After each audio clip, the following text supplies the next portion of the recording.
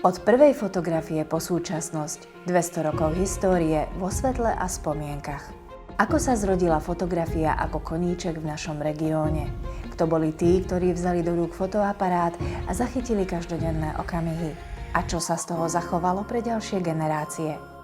Dňa 23. apríla vás srdečne pozývame na výnimočnú fotovýstavu do Žitnoostrovského osvetového strediska. Vďaka objektívom členov fotoklubu pôsobiaceho pri osvete v 70. a 80.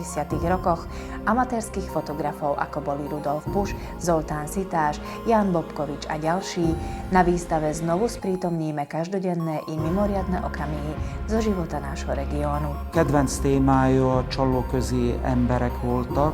Fascinujúce spomienky, nezabudnutelné okamihy, príbehy, ktoré žijú ďalej vo fotografiách. Ich príbeh rozpráva o náročnosti i kráse začiatkov a o tom, ako sa fotografia stala neoddeliteľnou súčasťou ich života.